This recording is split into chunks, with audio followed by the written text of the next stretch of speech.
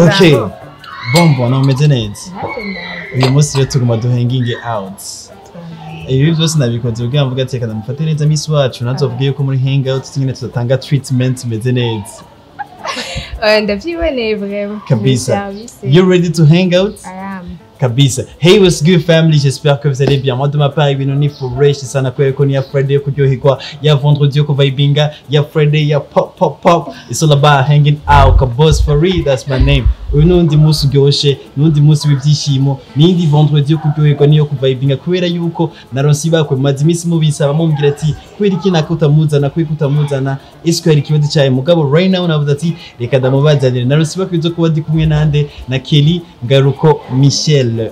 Je nawe amazina tukunda kumwita ni Kelly Ngaruko avuka mu muryango w'abana batanu akaba afise imyaka 23 n'umukobwa wa Felix hamwe na Claudel. Yize amashuri yiwe ya secondaire hehe kuri international aho yarangije mu gisata ca scientifique B. Mu nyuma arafata urugendo rwo gushika muri Amerika aho yize ikintu citwa génie industriel. Ni Kelly Ngaruko yahawe ikamba ryo Miss Burundi hari le 8 mai.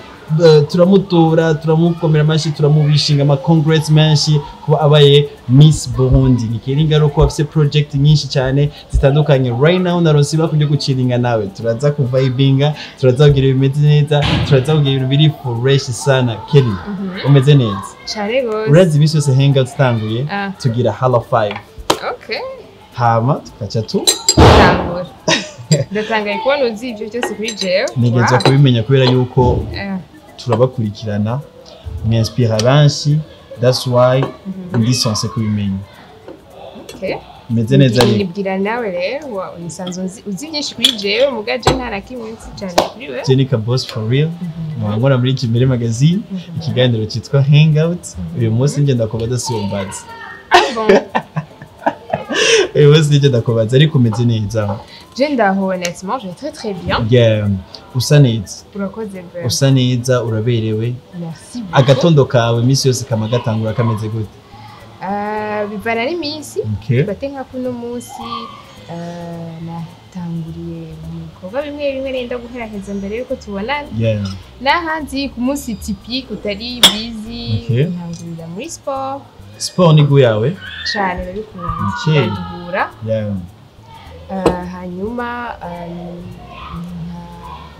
nza ubu muri splash ubonye hanyuma nkora n'ibindi bikorwa umunsi wanje kuva mbaye Miss ari ukuntu uri Miss itandukanye gose. Yeah, for sure. Donc c'est ça à peu près ça biba hari ndavanga gato y'imihango ya Miss yose na role ya Miss cyane gose. Wambwiye ikintu kijanye yuko sport urayikunda ufise ibintu byinshi umunsi wa buri surcharge ufise ibintu byinshi kurakora mugabo kimwe mu bintu ushaka kumenya impano y'ikibanza kingana gute mu buzima bwawe? Muzakari chose none ensemble yeah uri umuntu asenga nico twashoboye mutukira amasengesho honnêtement simisi yose. Okay. Muga ndafata nko gusenga chaque jour. Yeah. Gusa suko ngo abari iminsi yose kaba ari mu gitondo canke mw'ijoro canke hagati mu munsi aho ndonke akayo ndagira ucusenga reka basitubwira aga cheers basi cheers ko bagira cheers na cafe mema pourquoi pas why not ibindi byo muri hangout gusa yeah abenshi twarakumenye kuva umunsi ubaye miss twaciye tukumenya Kelly Ngaruko nkanje naciye menya byinshi kuri wewe naragerageje kuri document agira menye uwo ari we menye ibyo ukunda menye umwanya wawe mwinshi uburi mu biki siko mugabo before nitwe tukunze mugabo turifuza kumenya especially jewe hamwe n'abantu maybe bagize for yo kuvota mu gikorwa cha Miss Burundi turifuza kumenya Kelly Ngaruko ataraba Miss Burundi n'umuntu ameze gute Kelly Ngaruko ninde Kelly ninde mu majambo make nituze mu Miss tuze muri Kelly asanzwe n'ubuzima busanzwe imbere ya Miss alors hari ibintu bitandukanye hariho Kelly mu kazi hariho Kelly mu bagenzi Kelly mu muryango Kelly mu yandi ma projet Kelly mu buzima busanzwe ameze gute ninde Kelly imbere ya Miss yari mu jeune fille w'umurundi kazi yarakora hanyuma akabasenga akakunda ya sport muri free time naho yari nyinshi gato gusumbya aho naronka nk'umwanya wo kudita video j'aimais tout ce qui est artistique Kelly n'umuntu akunda autant les sciences que l'art kuba ari banzi j'étais aussi je suis aussi formulatrice de Yama parfum. Hama cyane gose shakura. Hanyuma Kelly akaba ari volontaire aussi muri fondation atubwira ibikorwa bitandukanye pas forcément ibiguma ngira ubunye by'abakobwa mu kwiteza imbere. Muga harimo aussi l'éducation de la jeune fille que ce soit de côté hygiénique que ce soit académique que ce soit no muri côté religieux kuko quand même nacho sino kiminimiza qu'est-ce que Kelly faisait aussi d'intéressant Kelly yari munari hagati yo kuheza licence no gutangura master donc nagira un master en études de risque donc ça ngerageje kugira bref descriptif ya Kelly imbere ya Miss umbwiye amateka yawe menshi kandi biri interested cyane kubyumva mugabo reka tuve mu mateka tuze mu Kelly ni yahe defo wowe uzi uko ufise mu bagenzi bawe mu bagenzi bawe nakaye kana ubona ati shakira iswa turishima so turigira ibintu byinshi urazi ko dufite abagenzi bakunda gupondana ukubona kubwawe baza yuko bakunda kukushyira muri we yawe Bishwa message Kelly warangoye vraiment ico vraiment cyo kiba pire ho haje mu minsi ziba nyinshi bana ko maze kuzimya safari kangaye nyina fait moi pour mon équilibre donc mental hariho maximum cyo nubika telefone kabisa ashaka gukora ibindi nico kituma ashaka kuvuga ashaka gukora ibi nibi guma gutya nishura biragoye biragoye donc iyo ni defo ndayizi bishura message utevye ico ndakizi nanje bro iyo utari ukivuga nawe kwikuvuga nevye les appels avant quand on a zifata gusa unye kam hari n'imisi ntabanzi guhamagara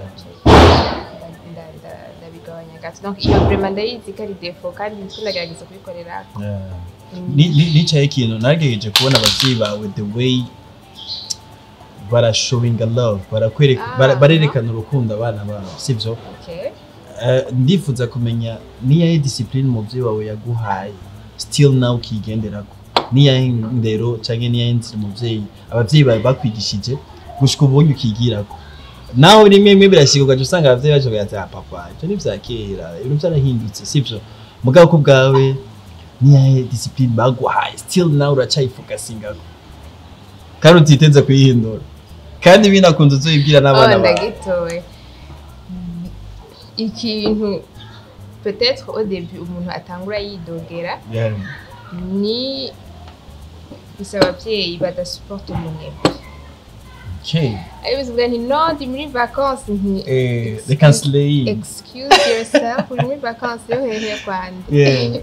Donc biraza ko le fait yuko peut-être abantu batangarira warakoze ibi nini uko naronse umuvyeyi adasupporta yuko umuntu yicara ataca ariko arakora ataca ariko arafasha uwundi muntu canke aramarira uwundi. Donc ubu ndagishima mais au début c'est pas évident. Umwana uvuga nti mama je bagenzi banje bose bari muri vacances canke basohotse bafashe kakapusha kuka discipline hanyuma ubu ni usigaye uramushimira nturakoze barakoze nuko au début nyene ntibabiryoshe niwo mvume ngo wakubone kubinone apart yizo hari izindi ngeso wari ufise mugabe bivanye n'indero abavyeyi baguhaye tu as essayé de changer.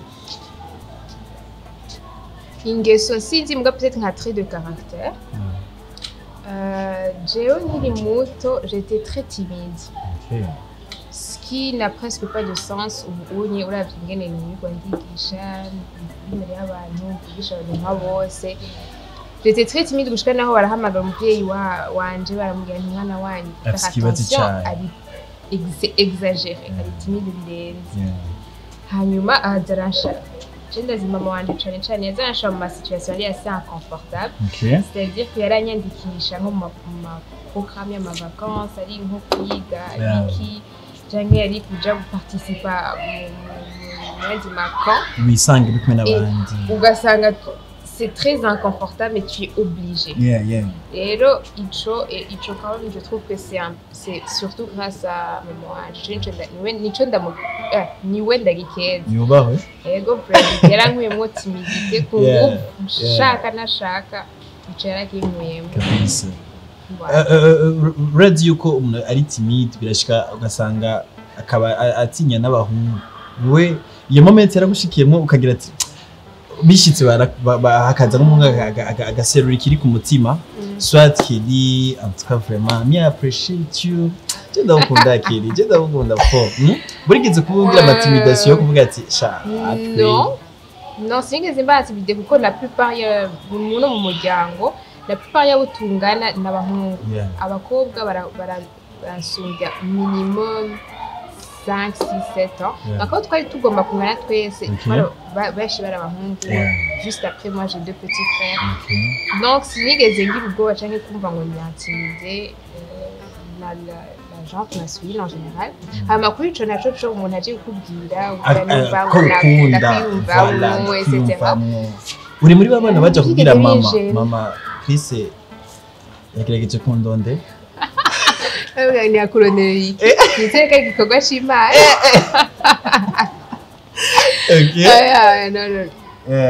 Niyoze ko bon c'est peut-être pas la dynamique vraiment ari hari hamwe nja kubwira mama ntumva cyaragize yacha kurara kurondera ahubwo ntuzusura kuba ngaha rero abantu kurondera wowe ufite igikorwa kimwe cyo kwiga no kubaha Imana. C'est tout ibyo bintu cyangwa biragosha reka twinjire rero muri way yawe yo kuba miss. Congrats by the way. Narakondikiye kuri Instagram ya Kelly Ngaruko. Bisoko watike compte. Ndakubwira ati félicitations. Bisoko kuko hariho nk'izindi nka 6 bagenda barakwita yari insubya content. Nanje naso kumatika ni umwe ugafoto je nakubise.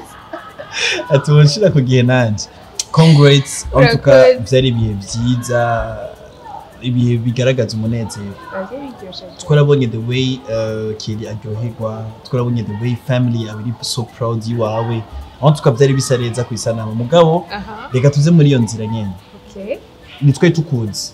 Urinjiye mu social medias, urinjiye mu kintu abantu bose bashaka kwinteresa kuri wewe, sivyo? Numenya naka afite intention nziza, numenya naka afite intention mbi, sivyo? Igihe ubijamo, wari umaze kuba ready kubijamo.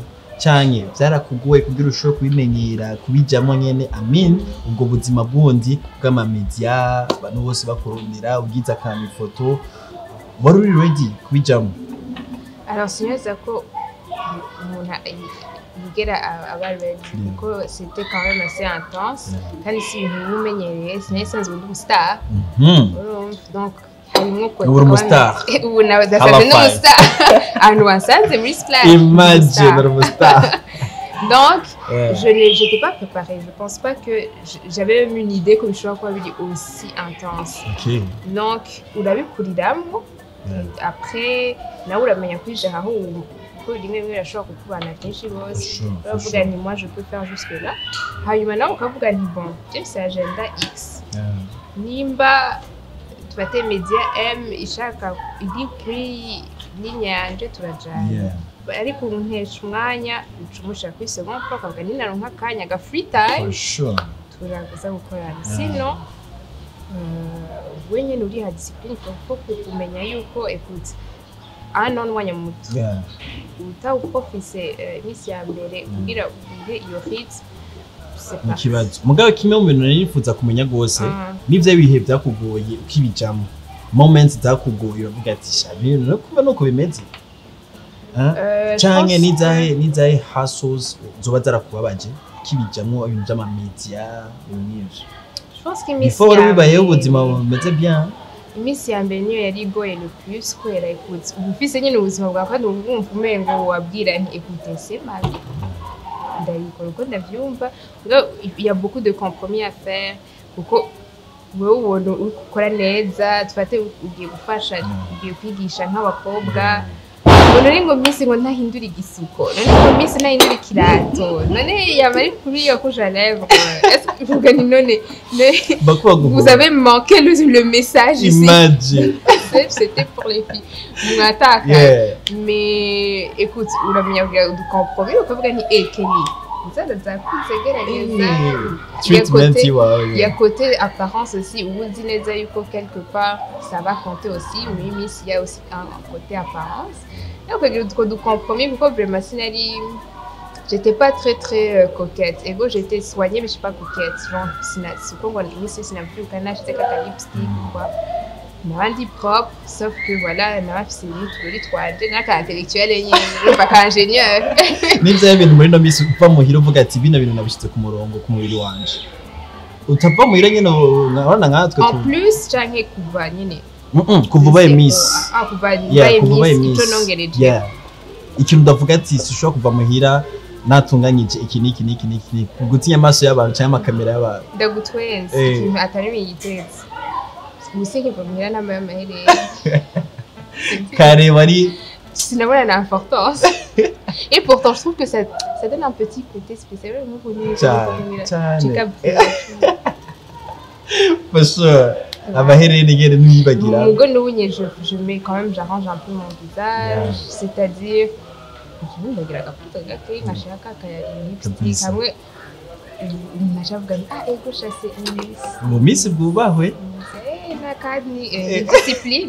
discipline cyane gose wari kurambwira rero ibintu byakugoye commentaires z'abantu alors commentaires z'abantu nyoza ko les misi ya mbere ntizigeze zinyatenya c'était un peu ça me passait un peu par dessus imagine nka un mois nyazi ko niho nabirealije nshinga nyimuka bure kanje byose binshikira nka cari imwe ariko novuga hanyuma ugafata umwanya ukagerageza gutangura peut-être kwereka nk'iyi commentaire tuba turabasoma commentaire abiri mabi imwe umenye nk'ikubwiye bindi ikakubabaza cyumva nyine pourquoi niho ufite ushitangura kubona ni peut-être yuko peut-être wari ufite nka insécurité muri iki donc banza gucare deal with it hanyuma wavance na hanze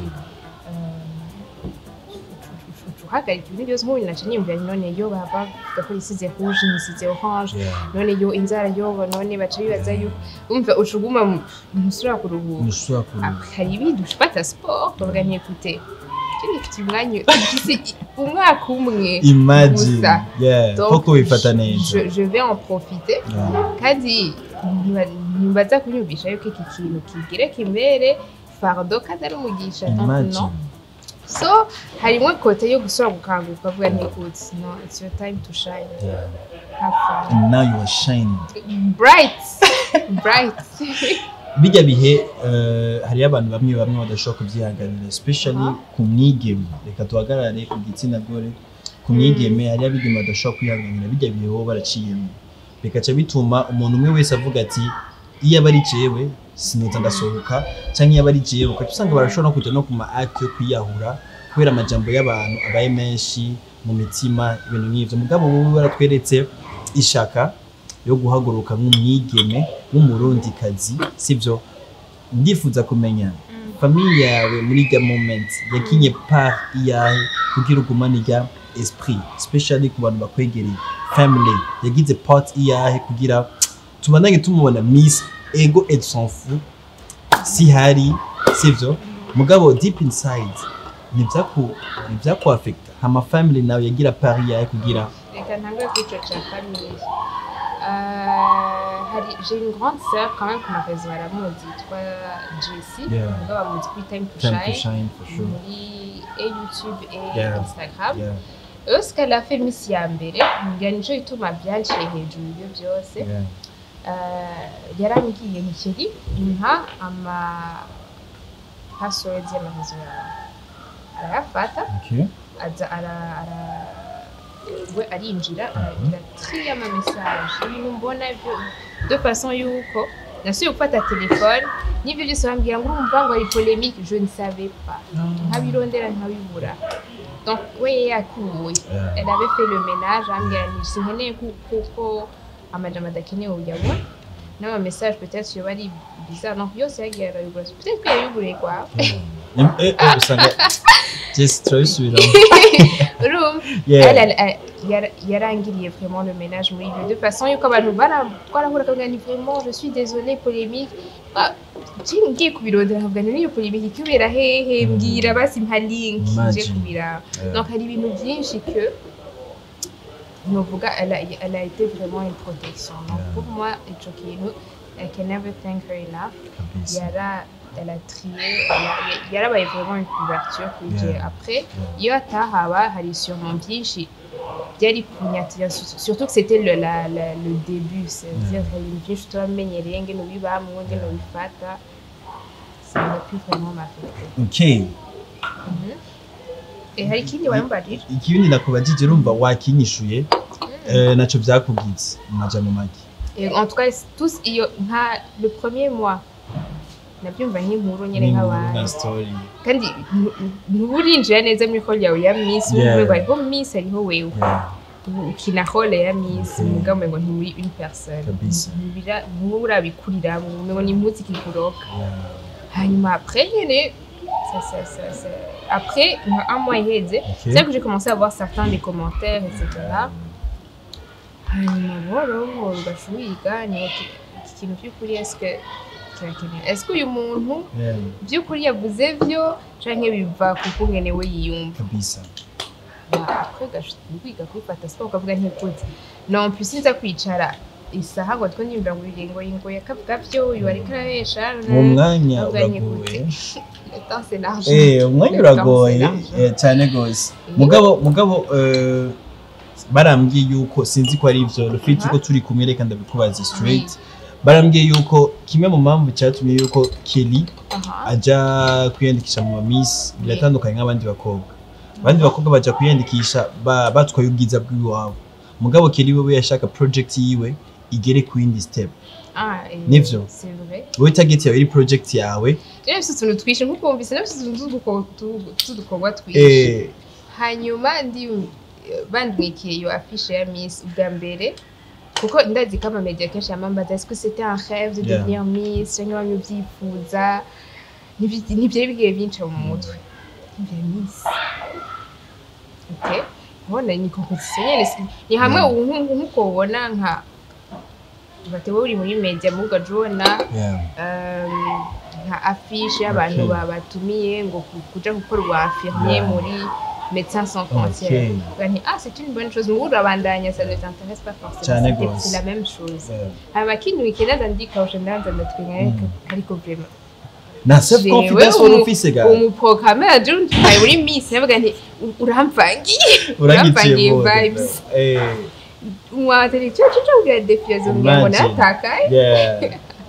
Muga après ubwenge burangarukamwo ndibukanye attends.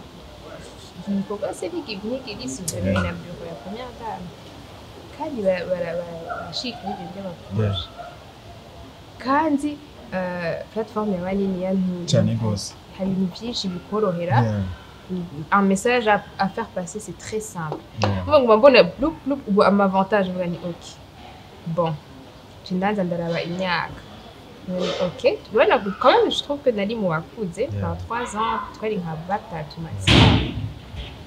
Je me dis, bon, est-ce que je suis pas trop âgée? Canke, jewe ntihejeje amashuri bose nkabona abanyeshuri. Est-ce que c'est pas... Bakaba bavuga nti ujya wewe yihenze vraiment. Mais puis, bon, écoute, sinavuga nti on diminue les questions, twiyandikishe. D'ailleurs, naragize aga Paul kuri Instagram, nababwira nti niyandikishe canke ndabireke. Mushitse iyi nombre mubwiye nyandikishe ndabikora. Kuko nagira ngo ni joke ntawe. Kumbe abantu bari serieux. Ndabona nka le double barabiyaje. Imagine. Hari ndagoye ko ari nabize public. Mbabarire guciramwo tukiri ngaho nyene. Haragira moment ukiyumvira tsone kuri côté y'ubwiza naho est-ce que ni bon cyane. Turekanye n'amavantage yose wara. Sur le coup n'icyandikisha ntabyo niyumvira. Ntabyo wiyumvira. Ntabyo niyumvira ko navuga nti ndi mu burebure, ndi muri poids, j'ai un projet. Je sinigeze nibwira mu mutwe wanje ko ntari mwiza. Ntabyo wibwira. Ntabwo nibwira ngo nk'ibintu byinshi byagiye biravugwa après, j'avais pas pensé à ça. Et je pense que niveau peut-être mon achat j'avais pas pensé. Bavuga ngo par exemple uyirabura bwose ngani sinabwiyumviye canke aravyibushe, donc j'étais pas genre taille mannequin, c'était Burundi kadi. So bavuga ni nibyo nabyo niyumviye utuntu twinshi bavuga ni égoye. Mon gars, je pense que wowe uri convaincu ko utari usa neza yavuze. Inscris-toi.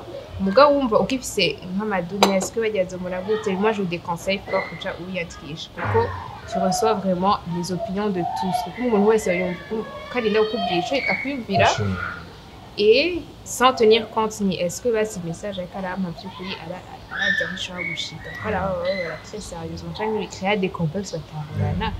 Hama yumvire utangwe kubona tudankukira karagira inzobe. Imagine. Si j'assumais pas ko nirabura.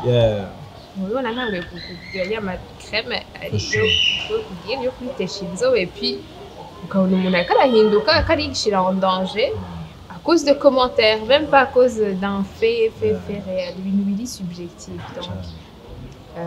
Donc ico cuca c'ubwiza peut-être niho navuga nti sifise confidence à 100%.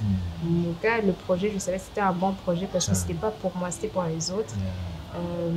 Quand ça avait déjà marché pour la plupart des gens, quand on a les témoignages, j'étais confidente au projet. Je sais c'est bon, la structure est là et je sais que plusieurs personnes, chacun a opportunité.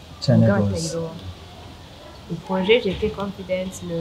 C'est peut-être ici, Gaël, la démarche, apparence physique.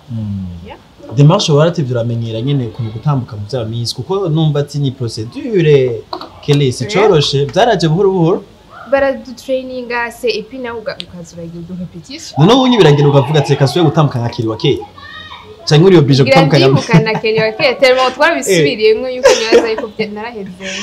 Okay, Gloire yarambwiye ati na smile urahindura kera soko watwe kera natwe nka un peu trop naraduka ubuye ndagashira nk'agapasi agapasari arasubira arambwira ati no kwicara birahinduka kera soko wicara go birahinduka kuko nk'ubunye je suis un peu plus droite kubera ko namaze igihe cyinshi ndi mu informaticien nkora kuri ordi basanga narabaye un peu gutanaye or ndanishaye gutya ndimise ni fo birica vibe usubiruka kabisa dore niwetse yuko Miss Burundi ihindura umuntu irahindura umuntu ikagukura muri le vrai toi ikagushira mu wundi buzima.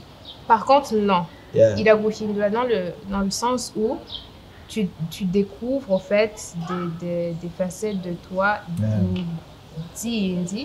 d'Idioshe kuko je trouve que umuntu wese yagize aventure ya Miss Burundi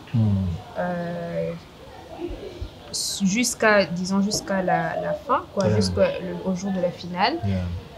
Nous on y a fait I am not the same person, j'ai tellement évolué parce qu'on a reçu aussi du coaching et des formations. Nubwo byari guhera ntihabe n'ijya competition bigahera kuri ijya formation. on n'était plus les mêmes. Pourquoi ça te pousse à des limites, ça te fait affronter des peurs, ça te fait kwihebera ibintu nk'ibi ukavuga n'écoute nimba n'ababa je mfashe exemple iwanje nimba n'abakobwa ngira ngo anirinde ndabagwa ari ibintu by'ukuri apana byo by'amajambo hari nka concept umwe mu wa coach yahora atubwira nti sinkeneye yuko umwe muri mwebwe uwo ari we wese muri mwebwe yinjira bootcamp atarakwiza amasaha 50 ari kuri terrain muri projet ukatanga na rapport nzikora amasaha hapana ni ama-excuse ni gwawe yumviye ko abo bantu by'ukuri kuragwanira chaque heure que utanga excuse ni heure à souffre. Donc ça te permet aussi de changer de perspective organique. Écoute, non, c'est une chose, ouais, ce qui fait que ça a été beaucoup plus simple ni exécution à mon avis. Il y a projet parce que voilà, il a voilà fortement il la responsabilité sociale que tu as en tant que Miss. Tu en reviens à une autre personne. Muga sinovuga ngo uri umuntu atari uwo wari. But ni nkuko afata uwo wari iyo potentiel kayisohora. Birashika ukamisinga the real you. Birashika ukamisinga Kelly bakera yene. Birashika ukamisinga Kelly wo gutwenga nyene agatwenga nyene. Ndatwenga nuko ndatwenga imbere ya kamera. Ndatwenga mu bagenzi mu famille c'est la même Kelly. For sure. Mais je trouve que si tu connais l'explique peut-être qu'il est chakera.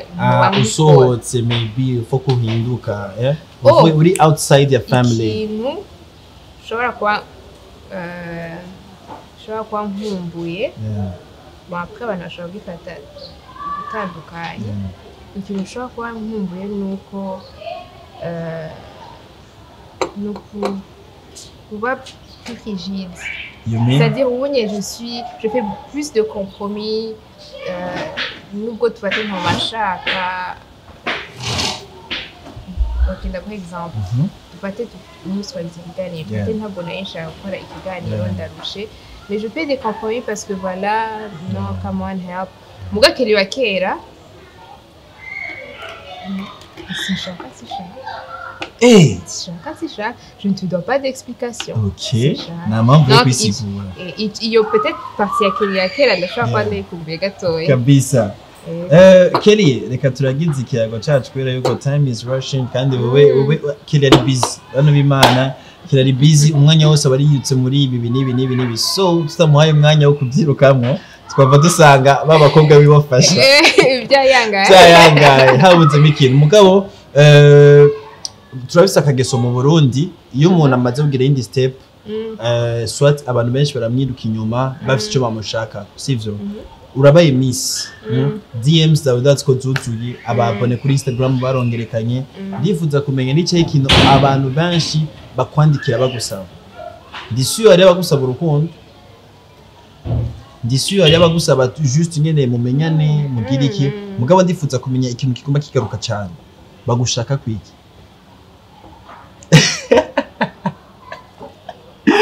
Money. Bampaye izina ngo nitwa Ngaruko Credit. Hey, la boss. Bon, icyo mbona kigaruka. Après, ibyo binzingira typique un peu entre ku mukobwa en général. Mugabo rero umaze kuba Miss sha. Baravuga ati ni competition wose. Bati batamara kubazanya inbox ari single. Ego quand même. Par contre, icyo ntari menyereye n'abantu baguma bakusaba ari amahera ari amafinancement ari impirirano ari ibindi basaba type monétaire ntihabura ibintu wumva ni ibintu cyane bavuga nti uyu mwana arinda kuba Jojo amahera tinda kuyagotomera icyo nico no vuga ko cyari gishasha mbaye Miss semenyera abantu kwema abantu n'amakete anje kandi no musi ndayandika yakanoti warabaye muri Amerika indoto z'abajone benshi turifuza gushika hariya kandi benshi muri twebwe twidushizeyo turiyumvira kenshi na mpamvu yo gusubira mu Burundi sivyo nzwasubiye muri byinshi bitandukanye niyo mpamvu yatumye ugaruka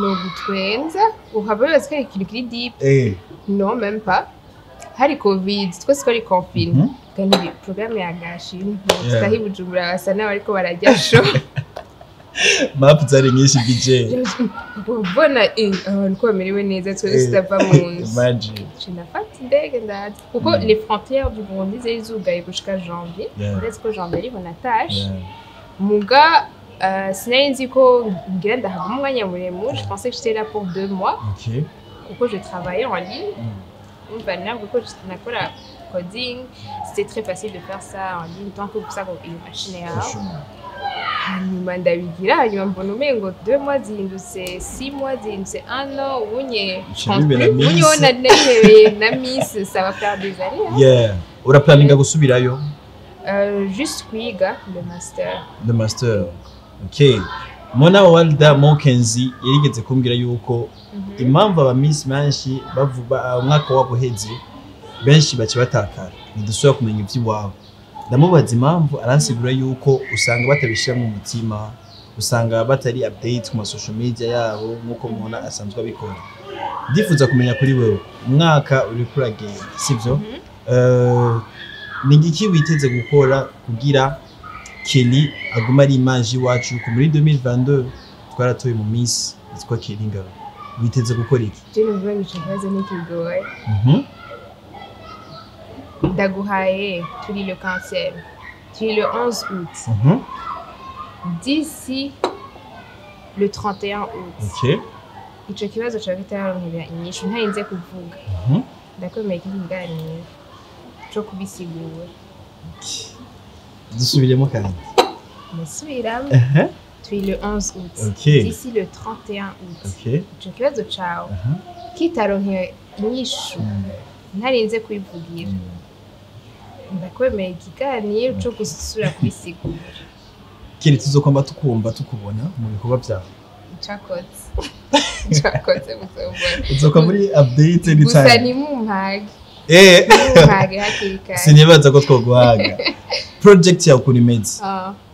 Urifuza gushikira abakobwa, sivyo? Nabo nyene bagere ku yindi step maybe. Uri kubikora gute?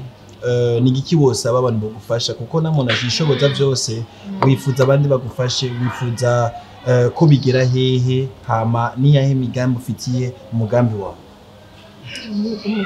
umugambi wawe je vais essayer de répondre généralement pour les bases de bios alors mon projet ni yo gufasha aba jeunes femmes biteza imbere surtout côté financier ibyo nkabanda bikora en 2 catégories yo atanguza imitahe mito cyane c'est-à-dire kenshi ça va être la jeune fille rurale entre 20 et 35 ans je prends le même range y'imyaka entre 20 et 35 ans ashaka kwiteza imbere alors on fait ça sous forme de groupe muraja hamwe une quinzaine de jeunes femmes mukiga hamwe mukaba suivi hamwe mukaronka na credit hamwe mugakora mukishura mugatangura kuduza standing yayo catégorie ya kabiri ni abandi baba bakeneye imitahe un peu plus consistant. C'est-à-dire que déjà les idées fixées, ils ont une certaine expérience, qu'il y ait juste une forme de coaching pour pousser, mais aussi des fonds donc injecter muri ayo projet yabo amaze kugeraho yigejeje muga bashaka kuyagwiza cyane kuyamultiplier. Iyo phase ya kabiri niyo tugiye gutangura avec mon deuxième trimestre. Le premier trimestre a été vraiment focalisé sur la jeune femme rurale, pour créer la structure et la permettre en fait de démarrer. Donc avec ce mois de août, septembre, octobre, on va vraiment plus voir la jeune femme qui a un peu plus de moyens. Là, ça va être surtout la jeune femme, soit à Bujumbura, mairie ou Gitega, ou à centre-ville. C'est une éducation, une certaine expérience, à chacun, pour pousser un peu plus loin. Donc en bref, il faut avoir que ce soit dans le suivi, que ce soit les connaissances, l'expérience, les témoignages, les fonds, du mentorat, je suis toujours disponible et puis mon email il est sur les réseaux partout. Genre guca emailinga et puis on nawe akakinja meeting parce que nous sommes une team ntabwo nishoboza je c'est assez lourd et niwo fata risque yo kubyikorana ushaka ko bigenda neza. Nous sommes quand même une équipe. Hanyuma nawe akijwanya n'utuka iki kintu kiraguma kigwira parce qu'on a toujours besoin. We can use all the help we can get. Hari ikibazo wambajije twashaka kumenya tu umugambi wanje umugambi wanje nuko la jeune femme burundaise spécialement qui excelle dans tout ce qui est financier. C'est-à-dire qu'elle sera reconnue mais Afrique aussi. Si tu es une jeune femme burundaise, tu es naturel, c'est inné comme businessman. Donc c'est vraiment cette culture que je veux recréer dans la jeune femme. Amwe bamenya ni une jeune femme burundaise ndaziko n'amahoro. Uretse ko nagutema miss. Zemere nibyo. Nkavamba nkatoma hari ikiganiro nabonye kiwawe wavuze ati nurekuriwe kuja mu rukundo umwaka wose udahetse kwe sinemerewe de me marier parce que chez nous comme ici c'est ça Miss et sinemerewe kuba donc kuba enceinte umwana niveau 8 muga boyfriend ni fresh ivyo rero écoute nabonye bitariritse ngo kuko je signe le contrat que je ne vais pas me marier, je ne vais pas tomber enceinte. Nibyo urukundo nabyo ni bisanzwe nyene muga barazi ko mufite imitima ndachaka ni umuntu anyampressione les gens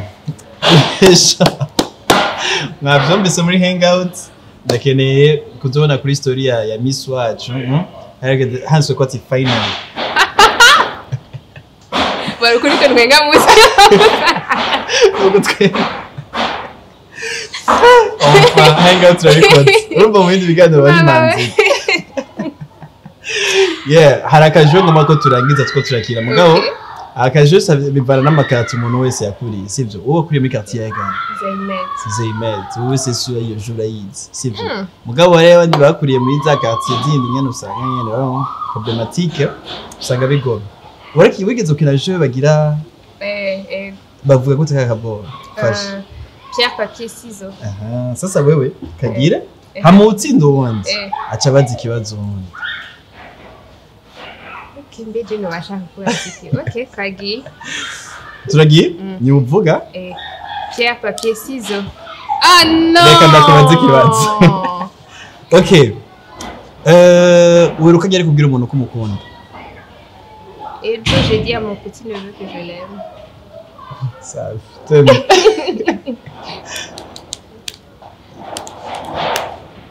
what reka ndakubaza une truc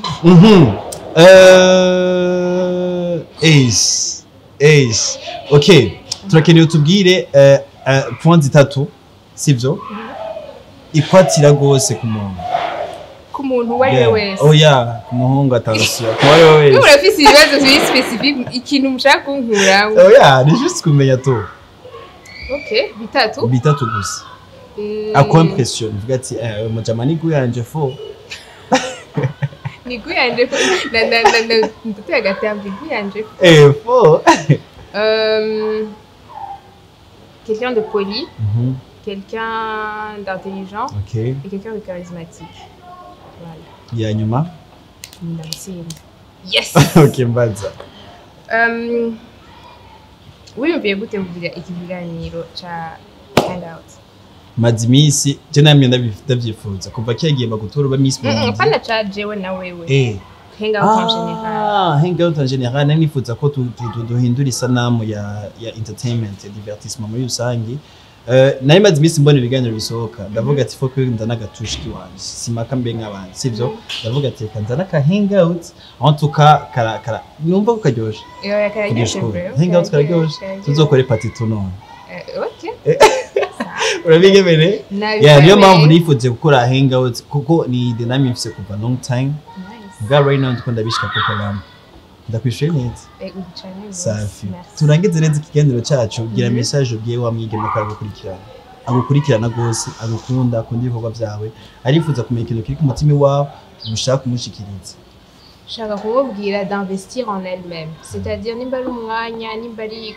kwiga nimba si tu gagnes aussi déjà un peu d'argent investis muri wewe kuko barakubwira ngo urumva il faut croire en tes rêves tu ushaka gukora mais pratiquement ça ressemble à quoi ça ressemble à investir muri wewe hagufata waronsaga free time hagufata programme yo kumva ngo tu dois absolument investir mu mwanya wo kwiga kwica ushaka gukora investir muri wewe c'est ça so powerful wigize dipe cyane hari ibintu wowe warakoze uregreta kuba warabikoze ukavuga ati uyu mwanya ko iki nakora ndiko ndakora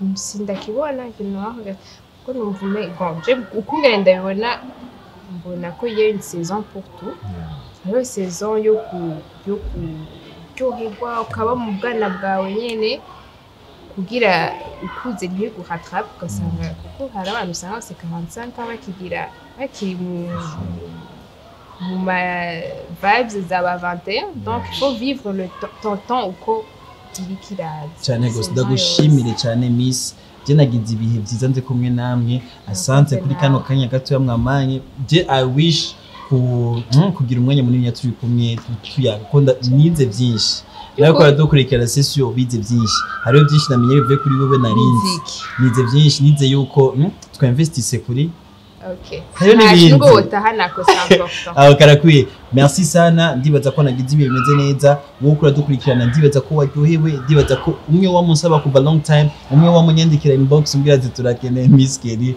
right now nguyu ngahanye yatwemereye Ep.32 ikiganiro cyacu yatwemereye yuko aduduha kandi undi mwanya wo guciringa nawe Miss wacu nawe nyene project yo mwayumvise tuyisupportinge uziko ufise ibintu ukora ushaka gushira kuko kwawe umwanya urahari mwandikire kuri mail yiwe mugabo nitworangiza atavuza kongereza gatoya suko none adusezere mu congereza atubwirira abantu bose mu congereza ko ibintu byagenze fresh sana hamace tugira cheers cyo tugira na halo 5 ibintu cyo bigenda fresh sana Miss dusezere mu congereza